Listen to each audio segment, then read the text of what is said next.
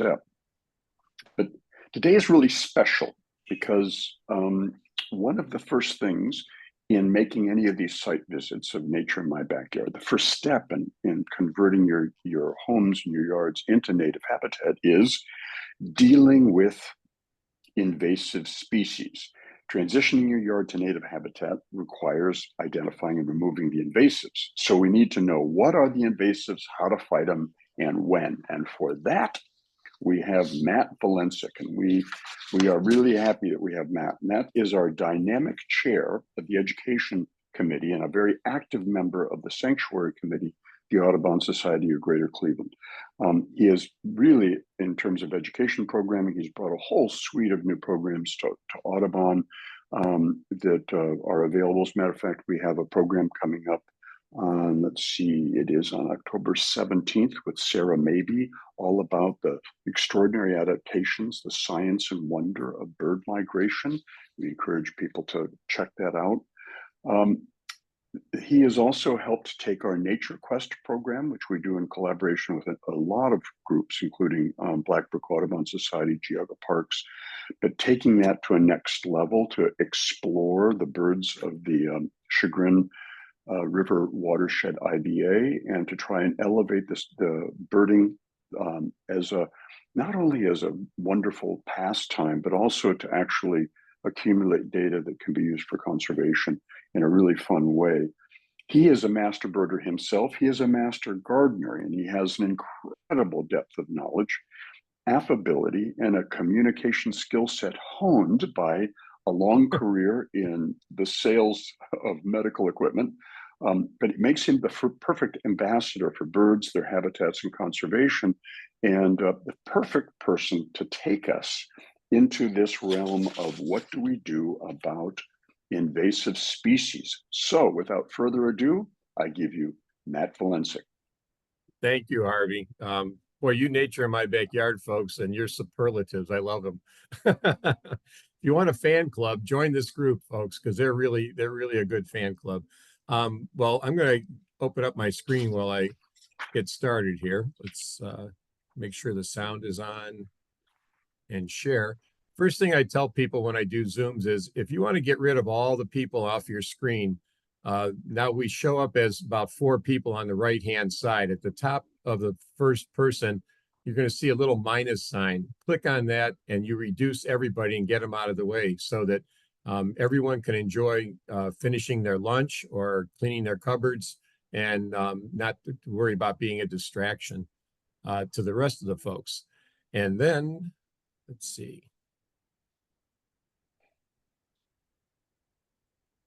Here's an interview. Okay, so I'm really excited to be here. Thank you for inviting me. I love to kill plants. Very specific plants. And as our extension agent in Geauga County said, if you haven't killed a few plants, you're not a gardener. So, but the ones I love to kill are invasives. And right now is a really, really good time for before getting to those invasives. They're putting their resources into the roots for the winter. They're going dormant. And that's a good time for us to introduce some cocktails to them that they won't like, but that will get rid of them from our landscapes for next year. So a little bit about my background, my experience with this topic. I am one of several people, I guess I'm the spearhead of it, that volunteered to get rid of the invasives on a couple of our Audubon sanctuaries in Aurora. And we're not dealing with backyards, we're dealing with acres of buckthorn, acres of reed canary grass, and some of those others that you see on the screen there. And so what we do may be a little different than what I'm going to recommend you do in your backyard. My wife and I also have a little 8-acre, what we call hobby farm in Geauga County. We've got a couple of horses and vegetable garden and a lot of other stuff. And so we have invasives on this property, primarily on my neighbor's properties. I've been working on mine pretty good over the years, but they just own property on either side and they don't do anything about it, which we think is great. It's just woods. But I get in there and I sneak around and kill some of their invasives as well. And over since about 2021, when I really put a lot of emphasis on this, I've experimented with a number of things and I have some experiences now. I know what works and what doesn't work. So hopefully I can bring that to today's discussion as well. And if you're new to all this, you may be asking, what's all the fuss about these invasives? And the fuss, quite frankly, is about the fact that these plants that we're talking about, trees and shrubs, vines, and forbs, there's a word there, the perennial flowers that you see out in the fields, forbs, they did not originate in this country, so they have not evolved with all of the other insects and diseases and animals and habitat climate changes and all this stuff over the last thousands of years. So there's no natural controls in the environment for them. So when they take off, they can take off and nothing bothers them. They leaf out sooner and they keep their leaves longer, which is both a curse and also to help to us because we can spot them earlier and we can spot them later and be able to do something about them. They will overtake vegetation, but quite honestly, so will native plants. If you get a good, and I have this at the edge of our property where I got rid of the buckthorn, the dogwoods, the native dogwoods came back in, and nothing grows under the dogwoods either because they shade everything else out. But if you're a bad guy and you're doing that, that's not good. It Our native insects, Harvey was alluding to this in the biodiversity thing. The native insects need very specific plants in order to reproduce. And if they don't get those plants, and a lot of them sense them when they land on them with their feet, they can taste the plants. If they don't have that, then that reduces their availability to birds that eat a lot of caterpillars and a lot of flying insects and walking insects and things like this. So overall, what they were saying is, and again, Harvey alluded to this in the introduction, we have a reduction in biodiversity in our habitats, and your yard is a habitat. So I want to show you a handful of slides here, just quickly, one-offs, what this problem looks like. So this is the Aurora Sanctuary, Fulton Pond, it's called, and there's a lovely peninsula there that used to be filled with wildflowers that were sown onto it, native wildflowers. And buckthorn came in, and this is what happened to it because nothing was done to it.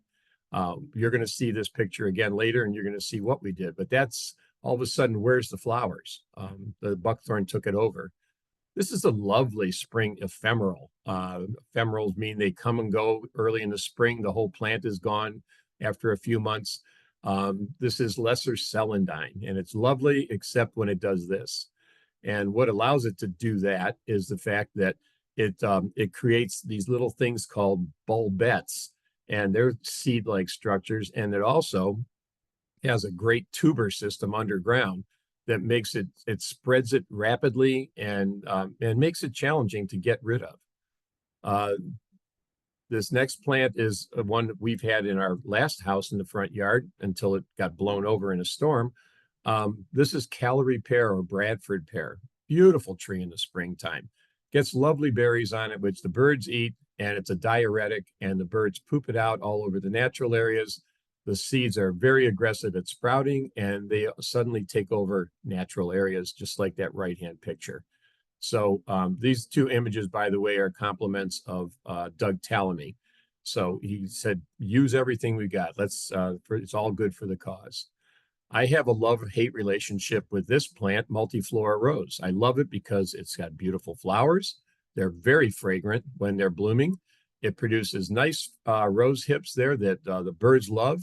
But when they spread them and these plants go wild, they just can overtake the native vegetation, including going all the way up trees. I have it on both sides of our property, on the neighbor's property, and I go and I hack the base of it and treat it with herbicide anytime I can get to it. But it will literally overtake everything. So brought here for a good reason once upon a time, it sort of got out of control. And the last one I'm going to show you is European or Japanese barberry. They look both the same, barberry. They can get out of people's yards, go into the forest, and they love shade. They do beautifully in shade, and they got these lovely barbs on them. Doesn't that look like a plant you want to work around? They're nasty. They really are to work with, but there's some good options for getting rid of them. So how do we get rid of all these things? Well, there's 4 primary options that we have.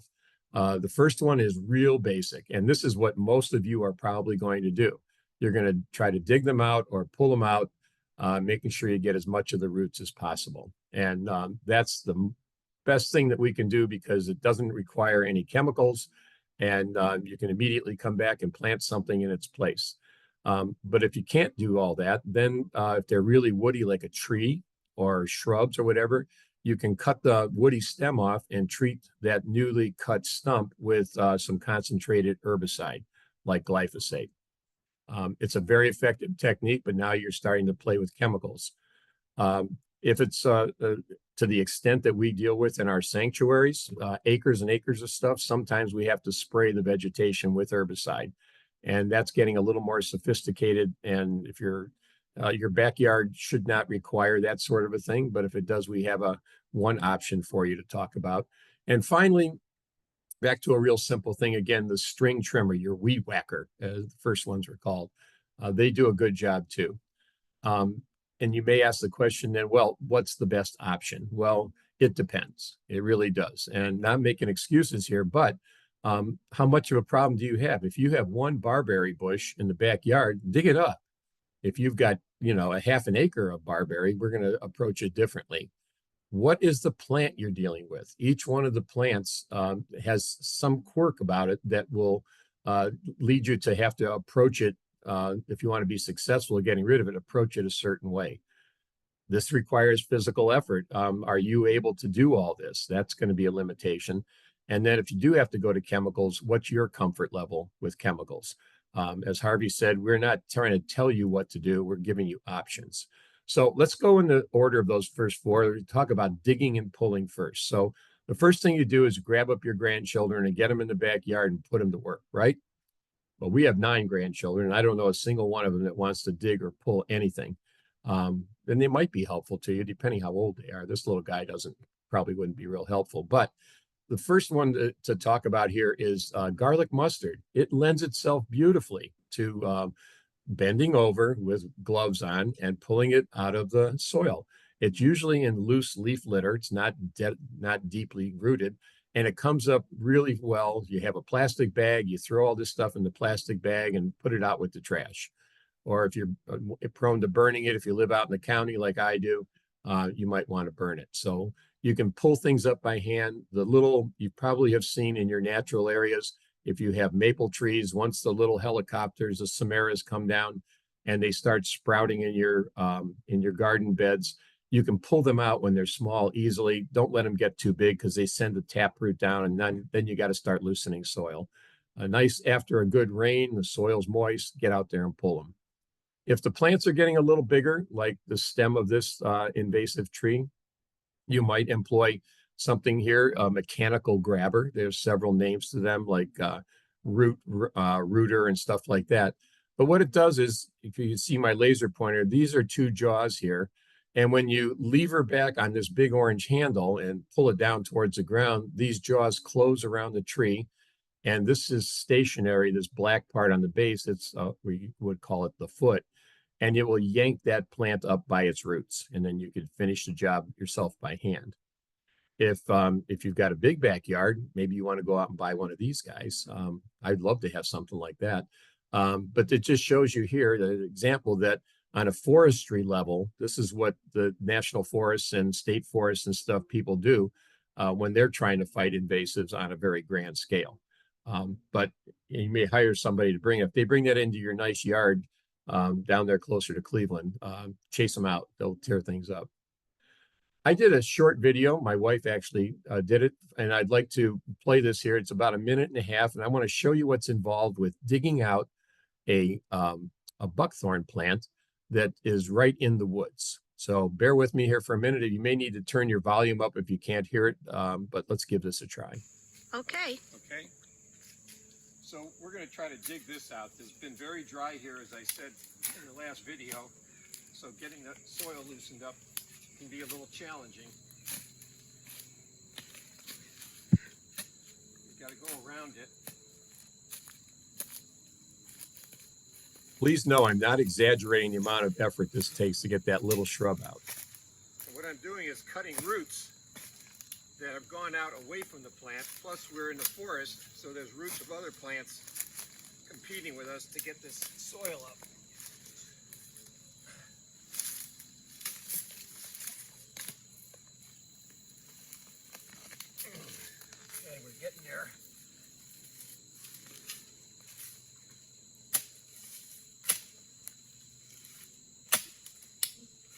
I don't do this very often, by the way. This is a lot of work.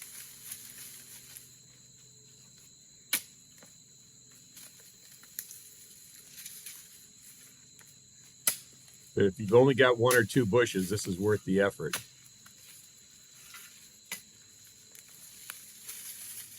Okay, and then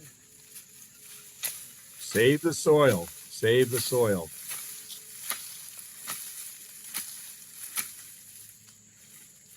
so I'm going to come up here to you and show you that this is where they were cut last year and not treated. And the root system is pretty substantial. So again, to save a lot of work, the most effective way is to cut them off low and treat the stumps with glyphosate 1 inch or so above the ground. Okay? That's not the most professional way to end a video, but I had a laugh when I finally saw this. I forgot that I had done that. So how do we go about doing this? How is this going to work? So let's do a little quick botany lesson here. And we're talk about the how nutrients move through a plant, from the roots through the stem up into the canopy or leaves, and then back down to the roots again. And they do it through some transport structures we call xylem and phloem. And just to know that the xylem takes nutrients and liquids from the roots up the tree. Good example is the maple trees in February and March, that they tap them because all that liquid is coming up, and they capture that and then condense it down to maple syrup. And then when the canopy turns green and photosynthesis starts taking on, then the phloem distributes the nutrients created by photosynthesis, the carbohydrates and such, throughout the plant and then back down to the roots again. This time of year, as the colors are changing, the leaves are changing color, they are not photosynthesizing anymore. They're getting ready to fall off, and the nutrients are going down to the roots. So when we go to treat a cut stump with concentrated herbicide, it's going straight to the roots, and those roots are going to die. So why is this important? Because if you cut a larger stump, like these 2 pictures, you only need to treat the perimeter of the stump with the herbicide, because the xylem and the phloem are right below the bark, relatively speaking. And so this just right around here, this green one, this is one I actually cut. This image on the left was from the internet. This was one from my yard last week. And it's so wide because that's the width of the applicator, which I'll show you here in just a minute how you use it. But no need to paint the heartwood. Nothing's going to happen with that. So just the perimeter of it. Last fall, I got into the neighbor's bush honeysuckle, which I got tired of looking at. She doesn't even know she has it, because she's got a big fence there. But I got in and spent a couple of fabulous hours getting intimate with the bush honeysuckle with a lopper. Oh my goodness, it's a terrible thing. It really intertwines the branches so much. But I cut them off over here and treated the cut stumps with glyphosate, a concentrated glyphosate. And this spring, they were all dead, and nothing is there. No more bush honeysuckles. In one couple of hour effort there, I got rid of an area of probably 200 square feet of bush honeysuckle. By the way, if you look in the center, you see a hole right here. This is called a hollow pith, and that's characteristic of the honeysuckles. Another plant that you can treat, I thought, was barberry, but I got surprised on this one here. This is really hard to treat because the little applicator you'll see here in a minute keeps getting torn up by pushing against these pencil thin or smaller branches that make up the barberry. Why use concentrated glyphosate? Everything that I'm saying in here is backed up somewhere in the literature of universities, in some kind of university study. And those studies said that you can't use just a dilute, 2, 3, 4, 5% glyphosate solution to kill these things when you apply them to the stump. You need 20% to 50%. So we use 41% glyphosate at Audubon as the base when we mix our other stuff. So we just pour that 41% into our little tubes and put a little dye with it, and that's what we use. So watch this short little video here and see what the applicator is all about. So I've just cut down some buckthorn that's about 3/4 of an inch to an inch in diameter, and some smaller ones that were alongside of it. Now I'm going to take my buckthorn blaster and I'm going to show you how this works. So the top comes off, you just unscrew it. I'm holding my phone with the And you other do hand. this with That's two why I'm trying to hands do that usually. one-handed. It has a cloth applicator on top and it's inserted in there, and there's a spring inside of that applicator that keeps the fluid from coming out. You invert the buckthorn blaster, let me get that string out of the way, and you press down and give it a little squirt, and you can see that the fluid is coming out. It has dye in it, so you can see which ones you've done already. And you notice I'm just pushing down and squeezing slightly there and there and there. If you start rubbing it like this, you're going to wear out the tip quicker. So that's how easy it is. And just be sure that you're wearing gloves and that you put the cap back on when you're done. So I put the loppers next to it to give you an idea of perspective of size on that. We were introduced to this in September of 2021 at our sanctuaries. This is another view of this picture you saw earlier. And some wonderful group of dedicated volunteers came out and worked with us to show us how you go about getting rid of invasives by cutting them down. And we use the expression daubing. It's a dauber, that putting the herbicide on top of the stem. They showed us how to do it, gave us 3 or 4 hours of their effort, and then we came back 2 more times before we finished the site that was this big. So once upon a time, this entire peninsula was nothing but planted wildflower mix, and we had all kinds of beauties in there. So this is November. We felt pretty accomplished. Back in June the following year, 22, it just turned up beautiful, lush green. But it's not all just pretty flowers coming back up. By August, we finally had a lot of flowers, and at the time I took this picture, I counted 20 different species of native plants on the peninsula, and that includes some plants that are not flowering necessarily. But where you see these yellow circles, those are buckthorn plants that came up. We either missed them or they sprouted aggressively from the side, and it caused me to have to come back with a backpack sprayer and a dilute glyphosate solution of about 3%.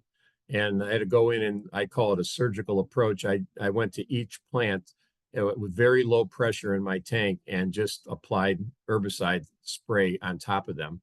And I had to come back 2 or 3 times because they don't all sprout immediately. Some of them will sprout a month later, and then they start showing up again. So, but you can be successful if you do this. So it leads me into the third option that we have, which is spraying the foliage with a dilute herbicide. Glyphosate is the only one we recommend, and I'll tell you more about that here in a little bit. But you may be saying, after listening to all this, I thought that, herbicides were bad. You're not supposed to use them. Well, I thought so too. And then I went to Master Gardener School, and I realized that they got somewhat of a bad rap because they're not used properly. So glyphosate, as it says in that statement in white there, it's one of the most relatively safe herbicides that we have to use. If you get it onto the soil, the liquid will be adsorbed. That means it attaches itself to soil and organic particles, adsorbed to the soil, and it starts degrading rapidly by oxidation. If you spray your lawn, for example, and this is a legitimate way of getting rid of a really, really bad weed-filled lawn, you would spray the whole thing with glyphosate, and 1 week later, after everything has died, you can go back and plant grass seed. So the glyphosate is not going to harm the future plants on that site because it's so rapidly tied up. But you've got to read and follow label instructions. That's the main thing with this here. So let's talk about examples of spraying. This is another site where the buckthorn had been mowed with a brush hog and let go, and it grew up for several years. And then they came back and they mowed it down again. And what it does is every time you mow buckthorn, it aggressively sprouts multiple stems on either side of the main stem that you cut its head off. So by this time I knew what I wanted to do, and I asked the fellow who was managing the tractor if he would mow some areas down for us that were dense stands like that, and he did in the late winter. And this is what it looks like come May and June. It starts growing again. This is another area, and it really shows you how much is there. So put on the backpack sprayer again, a 3% herbicide solution with a couple of other things in that you need, a surfactant and a dye. And when you spray them, the plants respond the way you would hope. They absorb that chemical pretty quickly and start to die. So it's a very effective means for a big area. Okay, we're talking acres that we're dealing with here. Another one that you have to hit with a spray is Japanese barberry when it gets out of hand. If you've only got one bush, like that picture on the left, get your shovel out and, you know, work on it, take a breather once in a while, get it out by the roots, and that's it. But when it gets like this and fills up a whole hillside, that's not a practical solution. So I actually wanted to do a video on this barberry for you to show you how we treat cut stumps. So I cleared out this area here, which is about 6 feet around. And then I got close to it after I took my trimmer away, and I saw all these. Remember that picture from earlier? And I said, you know, this is not going to work. I don't have this kind of time or energy to do this. So I went back and made a backpack full of 3 gallons of solution, and I went back and treated everything. This is the Japanese barberry over here, or European, I'm not sure which. This plant here suddenly surprised. Follow my thing. These are different branches of privet. So privet had come in from the neighbor also with the barberry, and it was infiltrating. And that's another one that it gets so dense that sometimes you have to spray it. And last example I have here is that you saw this lesser celandine from earlier. This one is very specific, and I told you need to research each plant when you make your decision how you're going to approach it. Because this is a springtime plant only, you have to approach it with chemicals before the flowers come or shortly after it starts blooming flowers to be effective. So there's some technique with all of this when you have to do it. All this being said, I am not recommending herbicides, and I'll tell you why I'm reluctant to do that. It's because experience has shown, and most of the master gardeners who are part of this organization will tell you, people just don't read and follow label instructions. First off, the label is extensive. If you go to start reading an herbicide label, it could go on for pages and pages and pages because it has to. Glyphosate is one of the least complicated of them, but the label will tell you what to do. So if people won't do what they're supposed to do, then they get in trouble. And they get it on their skin because they weren't wearing the proper PPE, and it causes problems, or they overspray and hit other plants, and they say it killed my other plants, when in fact they were doing things wrong. So what do you need to know about handling spraying herbicides? Besides that, the label is the law. Read and follow this. You really have to. You have to wear the proper protective equipment.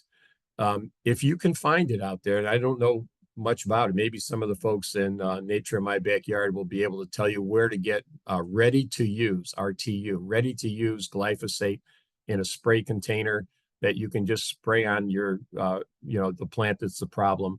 And then when you're done with it, you can just throw it away. You don't have to worry about mixing or anything. That's the ideal for small jobs.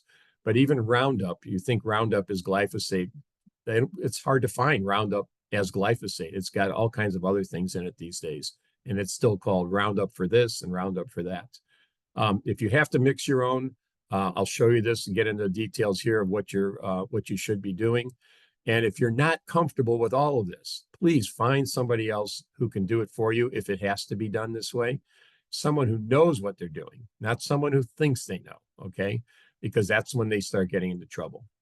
If you need to buy the herbicides, it is available in quantities as small as 1 quart. In these wonderful containers that are really good for preventing spills, measuring accurately, and easy to handle.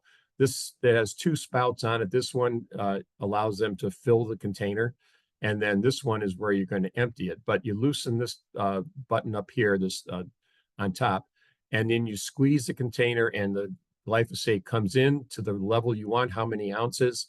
You close this guy, take this one off, and pour it into your container. And there's no spillage if you're doing it carefully. And then you put the cap back on. It's wonderful. That's the right container for this kind of thing. You can get the dye in the same kind of a container, okay? And what are you going to do this all in? Well, here's what you kind of need to do. You need rubber boots. They don't have to be quite this tall, but they should be above the ankle. And then you need a dedicated container. Why dedicated? Because if you don't clean out the glyphosate well enough and you put something else in there that's supposed to just treat broadleaf weeds in your lawn and you spray it, you may kill the grass. The broadleaf weed killer does not affect the grass, but the glyphosate will kill everything. So get a dedicated container, write, glyphosate on it. You need the eye protection or face protection, rubber gloves. And I found this year, get a little baby powder and dust your hands with it before you put it in the rubber gloves. And they go in and out of those rubber gloves, much easier. And you need a container, plastic container that will hold all your chemicals. I have 4 different things in here. And it's nice because the more stuff you put in, the heavier it gets and the less likely it is to tilt over. And the last thing you need is a big sheet of cardboard. And if you've got a box like this, save 2 sides of it because this is a nice corner. You put this behind the plant that you're spraying to prevent overspraying on another plant. We don't usually do commercial messages, but I'm going to take my license here and say, go to Harbor Freight and buy a box of these gloves. For $17, you get the 9 mil thickness. These are the most expensive you can buy. They're nitrile gloves. They're not non-allergenic, and you can use them over and over and over again in your gardening. And at 68 cents a pair, so if you divide this up, it's 68 cents for 2 gloves. When you're using chemicals, you just peel them off and throw them away. But if you're just doing regular gardening, they're very durable. They're hard to break, to tear, and you can just fold them inside out, let them dry out because your hands sweat in them in the summer, and then turn them in right side out again next time. Put a little powder on your hands and keep reusing them. Mechanics use these all the time. They're wonderful. The price is right. Okay, so the 4th technique we have is using your weed whacker. And 2 plants in particular respond well to this, that Japanese knotweed and something called mile-a-minute vine. Because well, let me just show you here. This is Japanese knotweed. The stuff in the foreground is regrowth because the county came by with their tractor to keep the roadway open. The stuff in the background is what you would get if you leave it alone. It gets 5, 6, 7 feet tall. You get your string trimmer, whatever brand you happen to have, some face protection, not just eye protection, because you kick up stones and all kinds of stuff. I wear this all the time, and I'm surprised at how many times I hear bing, and a stone will pick up and it'll smack you. It would have smacked me in the face if I didn't have this on. Gloves, long pants. I don't have it here. Long pants, shoes, and socks. Okay, all that good stuff. And then you take the plant down to the soil. So if this were Japanese knotweed, that's bare soil. And you do that every week. If you mow your lawn or you have your lawn mowed, you get out there that same day, or if you can, and go where your knotweed was or your mile-a-minute vine and just whack it down to soil again. And after several weeks of this, the plant's trying to live, and it's going to exhaust its root resources, and it's going to be gone. This is one that that's pretty much a done deal if you'll be honest about getting to it every week. Okay, we're winding down. So maybe you say, just tell me what to do. Tell me what to do. And as Harvey said, we don't tell you what to do. We give you options because you have the right to do what you want to an extent in this life. And you should be able to make the decisions, the best decisions, depending on you, the plant, the time of year, and so on. So I'm going to finish this up with telling you what the literature says, what the land-grant universities have found through research about these 4 techniques. So pulling up, digging out, it's pretty much the top of the list every time you read how to control one of these invasive plants. You can use it on trees, shrubs, vines, seedlings, pretty much anything. And you want to wait till the soil is moist so that when if you're going to take a shovel or something and loosen it up, the roots will come out. Once you open up the canopy, if you had a bunch of things like some buckthorn, now sunlight's going to come in there. And you should either plant it immediately with something else if you want, or be ready to address the non-native plants that may come back in because you have seeds from those plants that are there, and just airborne stuff will come in. As soon as you disturb the soil, which is point number 4 there, other plants come in and take advantage of that. Rarely is a plot of soil just left without a plant on it.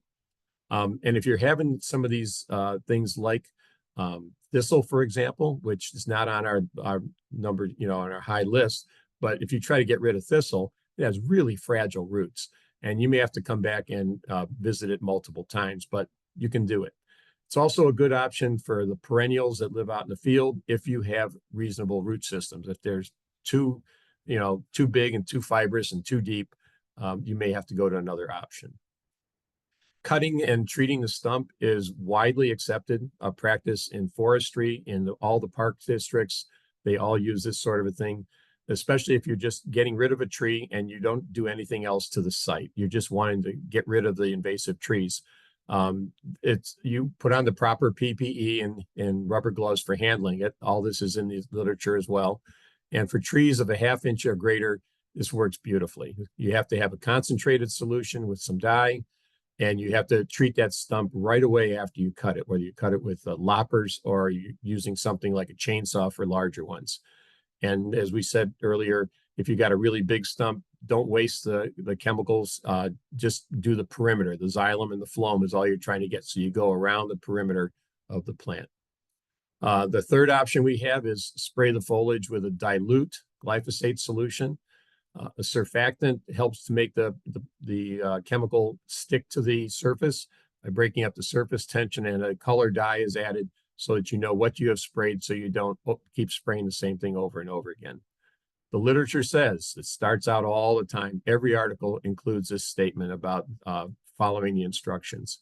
Wearing the PPE, you've heard this all before and multiple times now. It'll tell you what to do if it gets on your skin, if it's on the pets, the proper amount of time that after you spray to stay out of the area until it dries and so on, and the best time of year to spray a particular plant. Have dedicated equipment. We went through all of that. And I encourage you to go out and get on the internet and do your own little research. So if you've got buckthorn, just type into your browser, controlling buckthorn, and then launch it and see all the different sites that come up. And then select the sites that end in .edu. That's land-grant universities most of the time that have done the studies, and see what they say about those studies. And read from 2 or 3 different sites. And I think you'll find that they're pretty much in agreement about what to do, because the literature is pretty solid out there. Our recommendations from Nature in My Backyard: stick with glyphosate and avoid something called triclopyr. Triclopyr is a very effective herbicide, but it has the downside that if you spill it in the soil and you get some rains right away, it can migrate through the soil and get the roots of a nearby plant, and it could be bad news for the nearby plant. So a lot of Roundup that's out there today has triclopyr along with 1 or 2 other chemicals in it. And definitely stay away from any products that say 3 months, 6 months residual effect. They've got products like this and others that stay in the soil active for a long time. That's for the forestry people. That's not for us in our backyards. And then the last thing, again, this comes out of the literature about both Japanese knotweed and mile-a-minute vine, that yes, depriving the target plant of its resources. That's a fancy way of saying cut its little head off every week for the growing season, and you will get rid of your problem. Eventually, the root system gets exhausted and the problem plant goes away. So that's my story, and I'm sticking to it. And if, at this point, I'm going to turn it back over to the moderator, whoever's managing, Melissa or Jane or whatever. I will get out of the stop sharing mode here. And well, let me see if I can close this out here. And if you have any questions, which I'd be happy to answer, and I'll show you my smiling face again if it shows up there. Matt, there were a number of questions in the chat. Let's see if I can get to those. The first one was, other than technical issues, when you were first talking about digging up the root, does taking the shrub, digging out a shrub, does taking it out that way stimulate root growth at all when you're using the manual method to remove that one individual plant? I think, and please, the master gardeners that are on here, correct me if I'm wrong, but I think if you remove the crown, which is that part of the stump that's just right at the ground level and below, and get that out of the ground, you're going to leave some roots that are out there, but I don't think the roots of most trees and shrubs are that much of a problem. But get as much as you can. Again, go out when the soil is more agreeable, when it's moist, but not saturated wet. You don't want to deal with mud. But if it's moist, you can loosen things up better with a fork or a shovel and get as much of the roots as you can. But I don't think that it necessarily stimulates growth. If anyone else has a comment on that, please, feel free to pop in here. Next question from the chat was what brand of applicator you were using. It's a buckthorn buster or buckthorn blaster. If you go on the internet, there's only one company that's selling them right now. And you have to buy them from the manufacturer, because they are people who are dealing in the helping us deal with the invasives. And you may save $1 or $2 by going on Amazon or whatever, but they're a small company, and we like to give them business. There was a question. I do anyway. It's like dealing with people in your neighborhood, hardware store, rather than the big box store if it's not too expensive. There was a question about, I'm surprised that you advocate for the use of glyphosate, hoping to hear other options for ivy in my yard. You can dig the ivy out. Absolutely. Just go in there and keep digging and pulling. Vinegar doesn't work, by the way. I tried vinegar this year.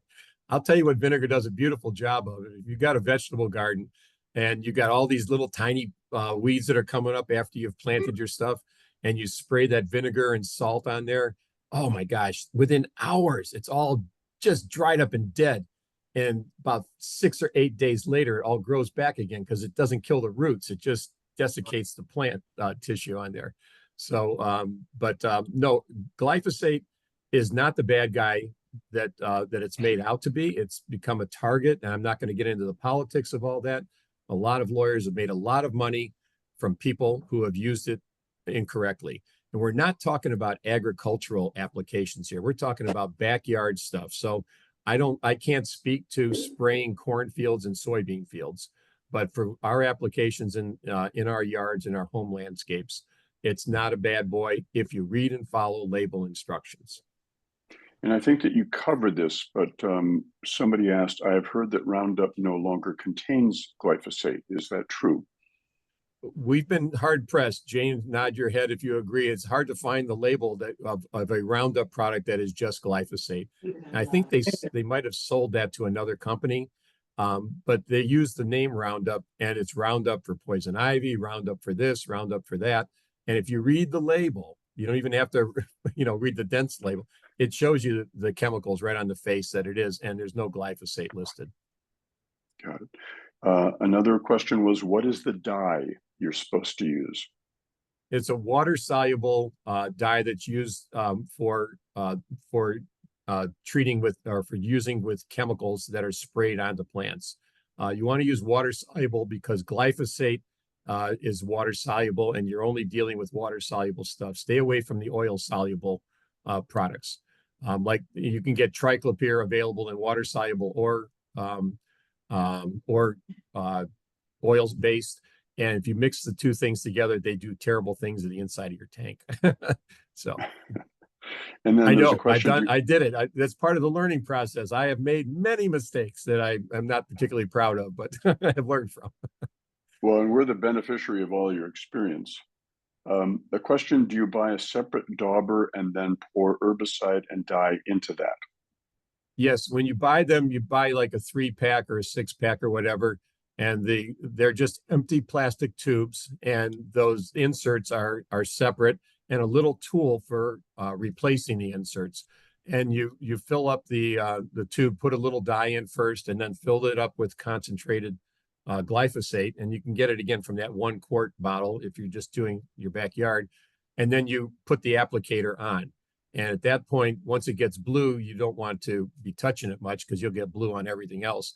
But when that thing gets worn out, and it eventually will if you use it a lot like we do, it has a little tool for sliding it across and popping that top off, and they give you another supply when you buy a replacement, I think, for each one of the bottles. So you get like 3 replacement tips for it.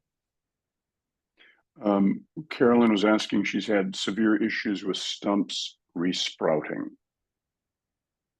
If they've been treated with concentrated glyphosate, they should not resprout. And I'm not saying they didn't. I'm certainly not disagreeing, but were they treated with enough chemical on them? If you remember my little video, home video showed that you put it on the stump, you press down because that releases that spring, and gently squeeze your tube a little bit to allow some of that glyphosate to be released and get it on there. And you need to treat the stump right after you have cut it. Don't let it dry out, because then it won't absorb through the transport systems down into the roots. And you actually you had to be a fly on the wall to see what happened when they were cut the first time, where they just cut and left. And I guarantee you they will sprout. Guarantee. And I think you mentioned this before, but this is actually a good time of year to be treating things because of that root drawdown that's going to be drawing that the glyphosate down into the roots.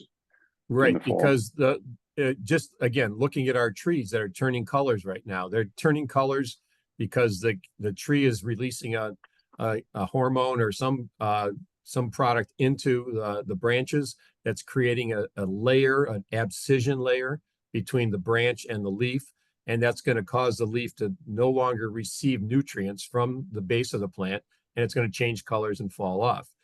Those nutrients now are going down into the roots instead of being routed up into the leaves. So yes, this is a great time, and our invasives are going to hold their leaves and stay green longer. So as our other plants go dormant, if you accidentally spray a branch, there's no leaves on there to absorb the chemical and kill the plant. So other things are dormant. There's still green leaves on your invasive plants. You can hit them now, and they will transport it down to the roots. Very effective time of year. Next question: would control of nut sedge be similar to celandine? I would have to look up on nut sedge. That's a nasty and that gets in the lawn and stuff too. I don't know off the top of my head. If one of the master gardeners here happens to have an answer, please, pop in there. I don't know. Someone just put sedgicide for nut sedge. Okay. Next question is, I have celandine in a no-mow grass. Can I treat individual plant without harming the grass? I don't think so. You're gonna have to use glyphosate, and that kills anything it touches. So the grass is going to go bye-bye if that's the way that you are going to treat it. If it's a small patch, you might try digging and seeing if that works. It's one of the nasties. It really is. That and barberry, because it's just so terrible to deal with. It really is. Next question, please. Again, where would we likely find glyphosate products? Probably on the internet. The website that I showed that glyphosate is Do My Own. It's all one, or DOMYOWN, domyown.com. And that's where I got that image from. I buy products from them. They're good price for what I do. I buy them 2.5 gallons of glyphosate. You're going to buy 32 ounces. And I'm buying 2.5 gallons, and everything ships for free. It's in there. I mean, the shipping's in there, but it makes us feel good, like it's free. And the dye, Home Depot has the dye, and it has it in little 8-ounce containers. But you can go to their website. That's where I got that image of that, with that particular bottle, the self-measuring bottle that was on the Home Depot website. Well, that's all the questions that were in the chat. Does anyone else have any other questions for Matt? Matt, this is Melissa. I think, and you may know this, Buckthorn Blaster now joined with NAISMA as their official seller. And if you go on to and I can put it in the chat box, NAISMA.org. You'll see their explanation that they have now our Buckthorn Blaster's official website. and seller, and they do, if people want, sell the small kits, the applicators, the dye, and they give you the replacement. So I don't know if maybe they're having this company now sell their product, but I can put the name in the chat box. I found it there the other day. Thank you, Melissa. They've been associated with that group for a long time. That's like a National Association of Invasive Species, something or others. Is that Yeah. what, that's what I thought, but Yeah. they are now selling, and I'll put it in the chat box if anyone's looking for the kits. They do sell them just as Matt was showing them. And with the replacement, dabbers come with each one, and replacement, they give you extra lids and all that stuff. They're, like I said, the National Invasive Species thing. So they are on there. I'll stick the name in the chat box here. Thank you. Thanks for. I haven't purchased any this year. We still had quite a bit left when we bought them last year, so I've still got a lot in my inventory. Questions for Matt? This is Mindy. I'm sorry, I didn't mean to interrupt anybody. I just wanted to say that we have a lot of walkways that have brick pavers, and I did try to experiment. Normally, I just use a weed whacker and go through tons of string and try to whack the weeds, but I've had a lot of success with just a spray bottle, and I use the full concentrated, what is it, the 45% vinegar and spraying the weeds there, and it just seems to really work great. It's kind of like a new lease on life for me. So, well, from my standpoint, thank you, Mindy, for that. What I did was I put it in an atomizer bottle, a spray bottle, and it wasn't nearly that concentrated. And I just sprayed the surface. So if you've got the really concentrated stuff and it would go into the soil down below and get to the roots, I would imagine it would have a different result. That's great. Yeah, I mean, obviously you're supposed to dilute it, and I wear a mask, but I don't seem to have any problems with it. And of course, on a good warm day, I mean, they're brown by the end of the day. So it's like I said, it's 45%, and I just got it on Amazon. So very satisfying. And the big box stores are selling that, and the hardware stores now are selling concentrated vinegar and concentrated hydrogen peroxide. People are playing with that too. I haven't had any experience with that, but thanks for sharing that. Mindy, the question was, does that dissolve your cement bricks?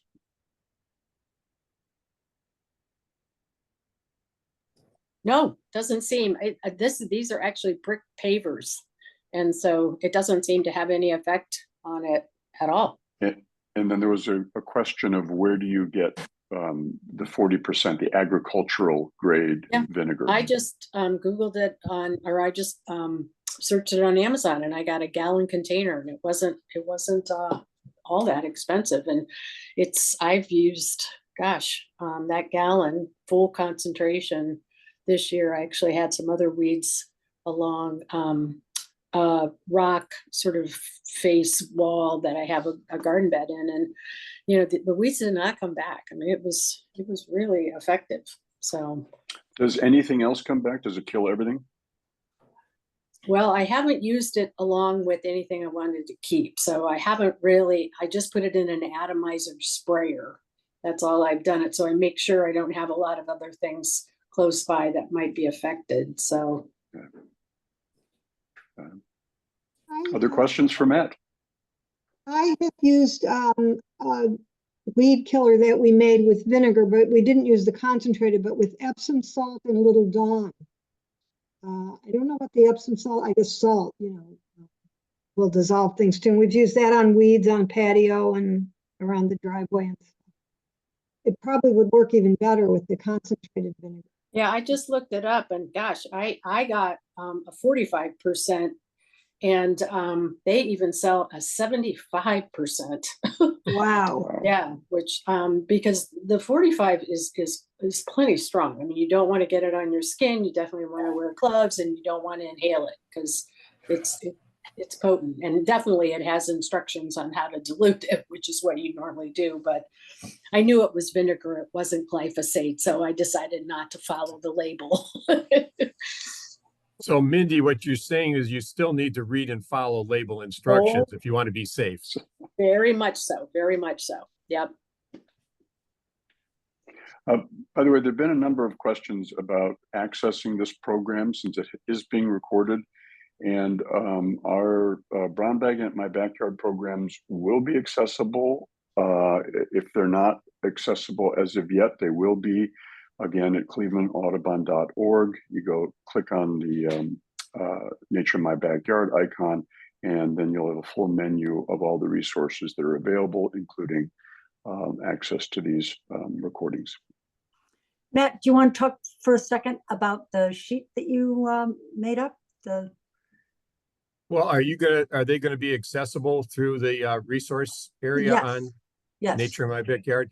So Nature in My Backyard already had a nice thing. I'm gonna stick them up here. This is a listing that you can find in the resource page. I know it's upside down or backwards in your scene, but it lists about 35 trees, shrubs, vines, and forbs, again, perennial flowers, that are the nasties that we're trying to identify and get rid of in our yard. And Robin has created that and put it in there, and it has its common name and the botanical names on it.